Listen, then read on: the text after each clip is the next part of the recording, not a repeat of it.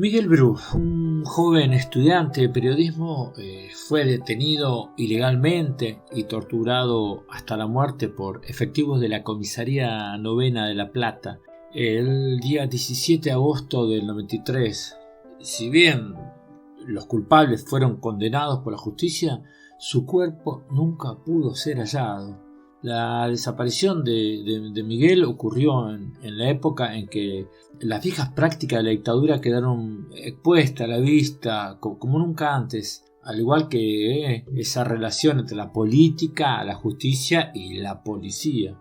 En estas circunstancias nacieron nuevas organizaciones, un nuevo actor social que cobra una fuerza grande, inusitada: los familiares de las víctimas de abuso institucional en plena democracia, y sus primeras y precarias formas de organización. El esclarecimiento del asesinato de Miguel es una deuda pendiente de la democracia, un paso necesario para la construcción de una sociedad justa, en la que nunca tengamos que todo el tiempo estar preguntando ¿dónde está Miguel? ¿Dónde está este? ¿Dónde está esta? ¿Dónde están? ¿Dónde están? El último registro visual, la última vez que se lo vio, quedaría grabado en los ojos de un preso desde una celda de la Comisaría Novena en nuestra ciudad, cuando lo sacaron agonizante o ya sin vida. Él vio cómo fue arrastrado a través del pasillo por un grupo de policía tras una terrible sesión de tortura que fue escuchada por varios detenidos. Era la madrugada del 18 de agosto del 93. Miguel tenía 23 años. Pasó así a ser un desaparecido de la democracia. Pero no es el único. 3 años antes había corrido la misma suerte un albañil, Andrés Núñez, también de acá de nuestra región. Luego de tormentos en la Brigada de Investigación La Plata, fue asesinado, se quedó en la tortura. Lo habían acusado, querían que se haga cargo del robo de una bicicleta. Sus restos fueron hallados 5 años más tarde en un campo de General Belgrano, que era propiedad del primo de uno de los asesinos, de uno de los policías. En el caso de Miguel, el paradero de sus restos continúa siendo un misterio. ¿Acaso en la época de aquellos crímenes transcurría la etapa civil de la última dictadura? De hecho, por entonces desaparecían fábricas y puestos de trabajo. En el aspecto punitivo, la doctrina de seguridad nacional fue reemplazada por lo que se podría llamar una especie de como evangelio de la seguridad urbana, una suerte de terrorismo de estado arrabalero, muy de casa, de entrecasa, aplicado sin distinción ni freno por todas las agencias policiales del país. Se trató de criminalizar a todos los que no eran criminales. Por esa razón, el perfil de sus víctimas era preciso. Eran adolescentes, por ejemplo, que compartían quizás una cerveza en alguna esquina, que le gustaba la cumbia, el rock, que iban a recitales, que por eso fumaban algún porro, pero no eran delincuentes, sino eran pibes de clase media-baja, tal vez desertores del sistema educativo, en el cual fueron expulsados quizás por todas las situaciones económicas, las tormentas económicas que siempre sufrió nuestro país, con muchas dificultades para conseguir empleo.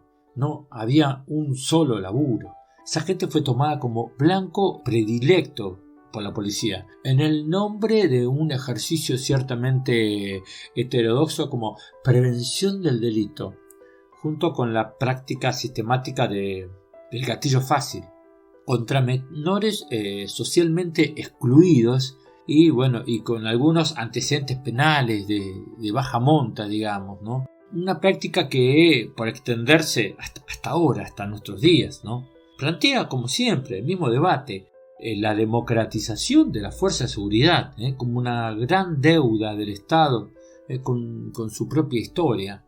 Conocemos, proxenetas, capitalistas, comerciantes irregulares que siempre trabajaron en sociedad forzada con las comisarías para seguir existiendo. Luego a tal estilo de trabajo se le sumaron otros pactos, ¿no? Qué sé yo, como los hacedores de una gran cantidad de quehaceres objetados por la ley. Arreglos, extorsiones, impuestos, peajes, tarifas, lisa y llanamente a través de la complicidad directa de los uniformados, participarían en un diversificado mercado de asuntos, siendo a moverse con el tráfico de drogas, con los desarmaderos, con la piratería del asfalto, secuestros extorsivos y también con la concesión de zonas liberadas, como era antes, ¿no? Zonas liberadas. Es lógico que el punto de inflexión entre ambas etapas haya sido la última dictadura, en cuyo devenir los policías incorporaron a sus cajas unos jugosos dividendos obtenidos con un sinfín de delitos graves, en algunos casos hasta aberrantes. Finalmente fue en la década del 90, cuando tales actividades adquirieron un sesgo absolutamente empresarial. En tal sentido, en ese escenario se produjo la desaparición de Miguel Bru. Estaba gobernando Eduardo Duhalde.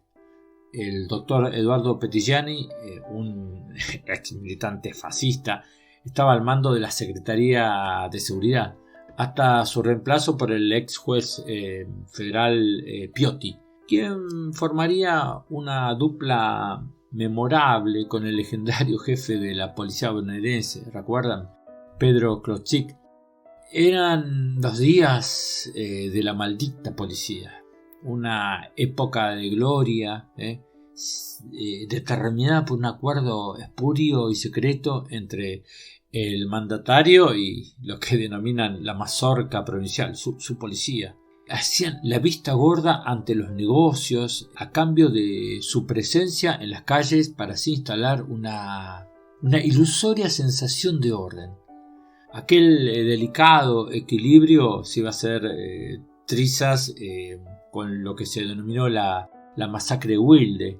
En ese hecho, una emboscada de la brigada de Lanús con 239 tiros ejecutó a un remisero y 2 narcos. Empuja societario con los uniformados y un vendedor de libros confundido, que fue confundido con otro malhechor al que tenían que matar. La brigada fue a destruir a una banda que trabajaba para ellos, y para que no existan secretos los exterminó, y ahí en ese momento se cruzó y por un error un remisero que también fue ejecutado.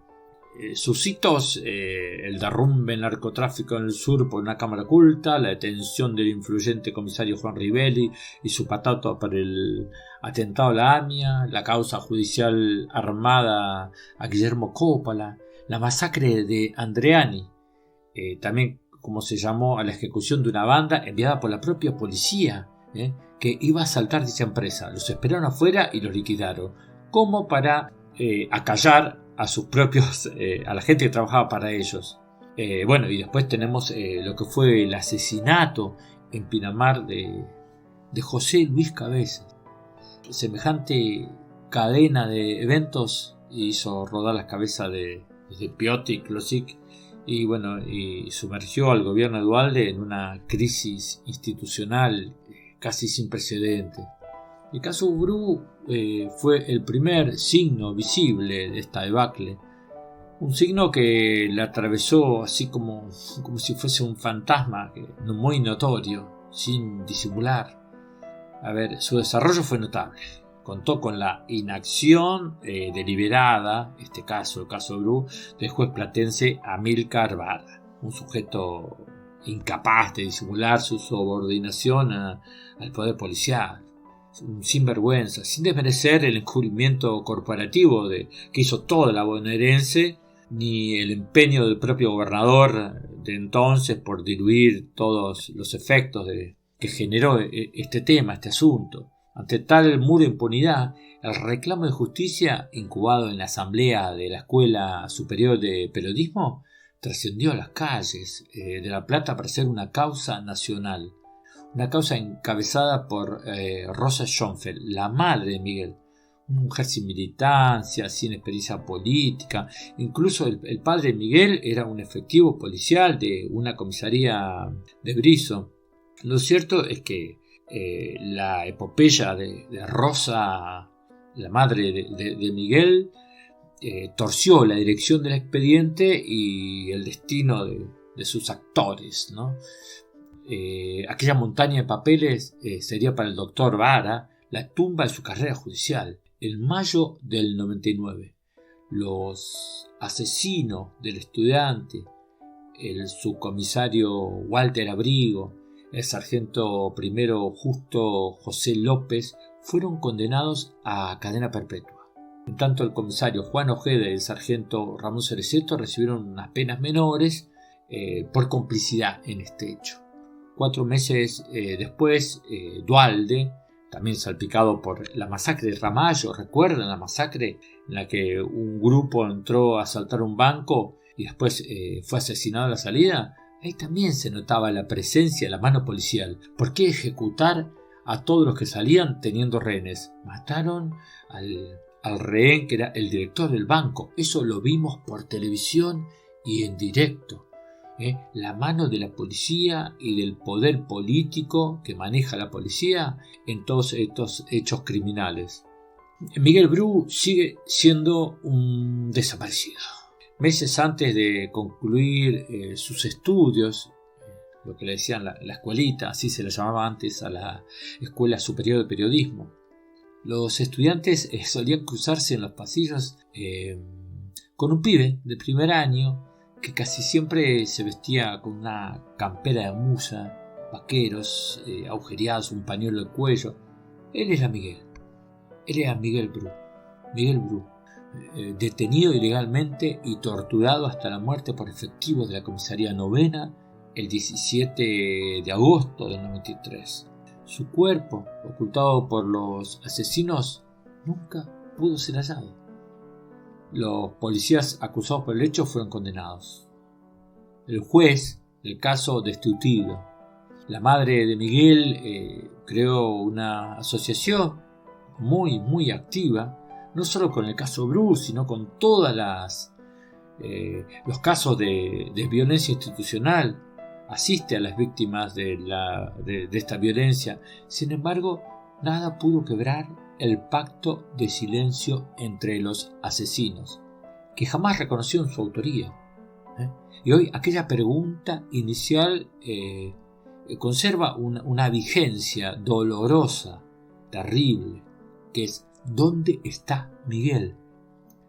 Repensar el sentido de este interrogante marca un desafío, ¿no? Que es ineludible para nuestra democracia, que no se puede admitir la perpetuación de la figura del desaparecido. Por aquel entonces iban 10 años de la recuperación de las instituciones republicanas. Llevamos 10 años de democracia. El aparato represivo montado en la última dictadura por los militares, servido de la estructura de las fuerzas de seguridad, estaba intacto. La policía de la provincia de Buenos Aires, convertida en la temible bonaerense, era capaz de abusos, corruptelas y delitos cobijados por un contexto de impunidad que hallaba garantías en la política. El caso Bru no fue el primero, pero abrió varios caminos sin retorno. Como nunca antes, el trágico y aún indescifrable final de Miguel dejó al desnudo esa relación, ¿no? Entre, como decíamos, entre todo lo judicial, lo policial y lo político. La calle lucha de una manera inquebrantable y solidaria. Se comenzaron a construir conceptos, se empezaron a unificar la sociedad, a reconocer a todos estos organismos, quizás siempre organizados por familiares, amigos o sus propios padres, de los que son víctimas de toda este maniobrar de la policía. El derrotero de esta policía en La Plata debería constituir un caso de estudio. Allí tuvo, esto es importantísimo, su epicentro el denominado circuito Camps, que lleva ese nombre por justamente por Ramón Juan Alberto Camps, el militar que comandó la institución policial de la provincia. Entre abril del 76 y diciembre del 77, donde los policías no solo asistían y participaban con los militares de las atrocidades represivas, sino que se llegó a transformar las propias comisarías en centros clandestinos de detención. El caso Bru consiguió abrirse espacios en la prensa de aquel entonces, más propensa a reflejar el parte oficial u oficioso de las instituciones que a incorporar el relato de las víctimas para poder dar cuenta de una metodología de acción policial fundada en el abuso de poder, la impunidad heredada por las viejas prácticas de las dictaduras. A ver, la gran señal del caso Bru fue enseñar quizás a luchar, fue unificar a todas las otras víctimas, además de haber estudiado periodismo en la Universidad Nacional de La Plata. Miguel era vocalista de una banda de rock y punk llamada Chempe 69. La reacción de estos grupos, sumada a la actitud, figura y persistencia inquebrantable de su madre, de Rosa, resultaron favorables a la recepción de la opinión pública que tuvo toda esta historia. Vuelvo a 20 años atrás, cuando empecé a andar por esa escuela de periodismo, donde subía la escalera y pensaba cuántas veces habría, con su paso ligero y tan inquieto que era, cuántas veces habría bajado y habría subido por esa escalera, y lo veía, o sea, uno lo ve siempre, ¿no es cierto? Lo vemos como se fue, joven. Pero finalmente, el gran peso de la pregunta aparece frente a ese Jorge Rafael Videla que decía: es un desaparecido, no tiene entidad, no está ni vivo ni muerto, está desaparecido. Ahí el ¿dónde está? Se presenta como un cuerpo y hace obligatoria la búsqueda inmediata, pero también ese cuerpo es el que hace la memoria, la verdad y la justicia, y por eso solo ya tiene que ser un deber pronunciarla, porque es lo que saca al desaparecido de esa incógnita sin tratamiento a la que el dictador Videla quería desestimarlo. Estas razones son las mismas que obligan a un gobierno democrático a tomar una acción contundente, abordar íntegramente el tema y una responsabilidad estructural. La vara está tan baja que nos quieren conformar con lo que un funcionario llame por teléfono al familiar de la víctima o posan para una foto con cara de circunstancia. No tenemos que agradecer eso. No tendría ni que ser noticia mientras contamos los días y sumamos nombres de otros desaparecidos. Es como que vamos acumulando cicatrices. La noticia va a ser el día en que se deje de restarle dimensión a los hechos y se deje tratar a cada caso de violencia institucional como un caso aislado. Uno más, siempre uno más. Yo escuchaba a la madre de Miguel cuando hablaban del nunca más, que cuando fue el juicio a las juntas, ese nunca más fue atronador, fue un símbolo grande, un símbolo de un futuro. Pero sin embargo, todavía seguimos preguntando ¿dónde está? ¿Dónde está? ¿Dónde están todos? ¿Dónde están todos los que nos faltan? Los de antes de la dictadura, los de la dictadura y los de ahora. ¿Dónde está Clara Nahí? ¿Dónde está Julio López? ¿Dónde está Tehuel? ¿Dónde están muchos? Todo el tiempo. Uno pone ya en su compu, googlea gatillo fácil y te perdés en historias, y eso está pasando ahora. el Estado, nuestra policía corrupta sigue matando pibes, sigue secuestrando pibes y sigue torturando pibes. Los pibes que entran a una comisaría ya saben lo que les espera. Yo tengo un caso muy particular que un día lo voy a comentar, muy cercano, ¿no? De la comisaría octava de La Plata. Cómo se ha detenido, golpeado muchísimos días, reventado a palos a 5 o 6 pibes que fueron detenidos en la calle, en la puerta de un baile. Y se los quiso acusar de un robo, de un automotor, pero después no fue. La cuestión de que eran inocentes, terminaron en la calle, pero se comieron toda la paliza. Eso pasa todo el tiempo. Estamos hablando de nuestros hijos, de nuestros nietos, que están en la calle. Ya no le pasan a desconocidos. Nos está pasando a todos, porque esto es de todos. Miguel es de todos, y hasta que no aparezca el cuerpo de Miguel, vamos a seguir jodiendo. Es como dije antes, un loco lindo, inquieto, que entraba y salía, que nunca sabía si estaba. Yo siempre era tan amigo de los amigos, ¿no? O sea, el respeto que tenía por el otro. Y bueno, como cualquier mamá recuerda a su hijo, lo veo siempre, o sea, como dice León en su canción, ¿no? En esa foto siempre joven y lindo. Así que ese es mi recuerdo, la última vez que lo vimos, y lamentando que no lo hayan dejado vivir más, ¿no? Ese es mi recuerdo. Y la bandera esa, ¿dónde está Miguel?, ¿no? Fue muy fuerte, y hoy por hoy, donde la veo, la pregunta me da mucha impotencia.